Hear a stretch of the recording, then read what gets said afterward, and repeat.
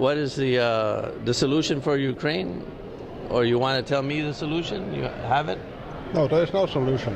There's only Sure, there's a solution. sanctions and diplomacy. Unfortunately, I give you unless Russia goes on the Baltics or any other countries that are part of NATO, but Ukraine, you cannot defend militarily. There's a solution for Ukraine. It's not a solution for Ukraine. You think there is no solution for Ukraine? I don't think so. I think I will give you one, and then you can tell me why it's no good. Okay, come on.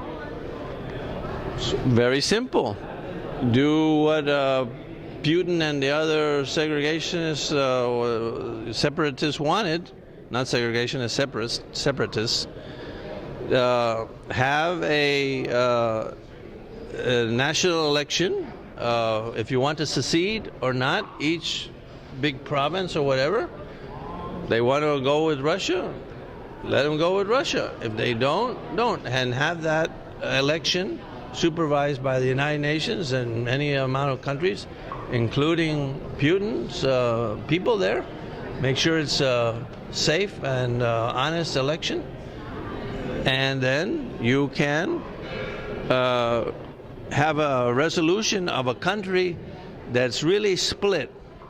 Because I live there and I know some people feel an alliance towards Russia. Other people don't want to be aligned with Russia. Some people speak Russian, other people speak Ukrainian. Let them do like Czechoslovakia did, very easy. An election for secession, they want to secede, let them secede. That's it. That would be my solution. Yeah, that could be one possibility, but the problem is that Russia are trying to destabilize the country. The referendum on Crimea was not up to those standards that you. Absolutely. So we would have to do the Crimea thing again. I'm talking about a real, honest election, supervised by internationally. Make sure that the will of these people is respected, and that's it. And instead of all this back and forth and all this war. So you wanted to force the Ukrainian government into accepting this kind of separatism? I force them, no. Persuade them. Or you want to persuade. Let Russia force them to do so? No. I'm suggesting a solution. If they were smart, the Ukrainian government, they would say, this is much better than a war with Russia, which we cannot win, and that the West will not get involved in, and we're going to get overrun like Hungary.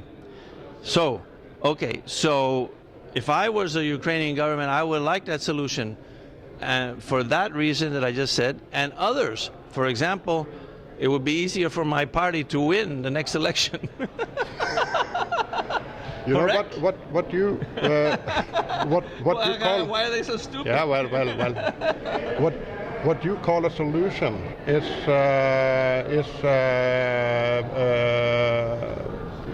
could never be accepted as a solution by the government of the sovereign country of Ukraine. Of Ukraine. I mean, why not? The Czechoslovakian. It might be the end of it. That could be the end of it, but I wouldn't call it a solution. I mean, it would be a result of aggression. No. Why? Of course, they can accept that as a solution. The Czechs didn't want the Slovaks to separate. The Slovaks said they wanted to separate. The Czechs said, no, that's a bad idea. We're much better off together.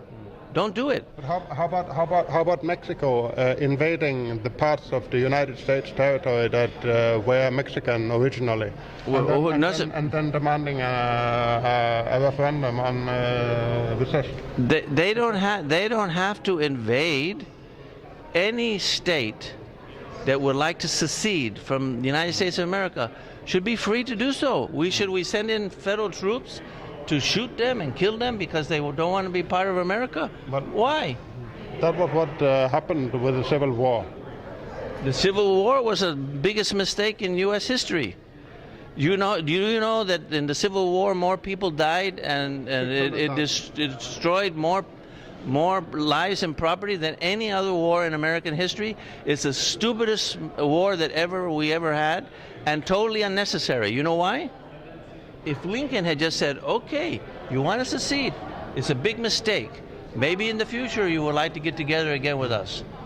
What would have happened? The South would have simply realized that slavery is wrong morally, like every other country in the world realized, and then they say, well, we were wrong about that. Can we get together? And we would have said, yes, okay, great, no problem. Okay, all right. More solutions. I promised you before this interview I would give you a lot of solutions, right? Okay, well. I'm starting already to fulfill my promise. Yeah, I mean, that might be the end of story in Ukraine, but I wouldn't call it a solution. It's a solution because it avoids all the war. If they had done it from the beginning, it would avoid the war that they already had, all the lives that were lost, all the property that's lost, all this thing of tension, world tension between Russia and the world nuclear war, and whether we will defend them or not, and all the bad things that are happening. Okay. Germany would be happy because their economy would be better. Okay. The Italians and the Europeans' assets would not be frozen like Putin is threatening now. Okay. We would sell them the goods. Everybody would be happy, and that's the end of the interview. Okay. Now come the solutions that I promise you off air. Okay. Thank you very much. It was a lot of fun interviewing you. I gave a lot of my own opinions as well. Okay. So, what other solution do you want about anything? I want to talk to you about the Republican Party. Okay, I'm going to tell you, okay, what is it that you don't, go straight to what you don't understand, I'm going to explain.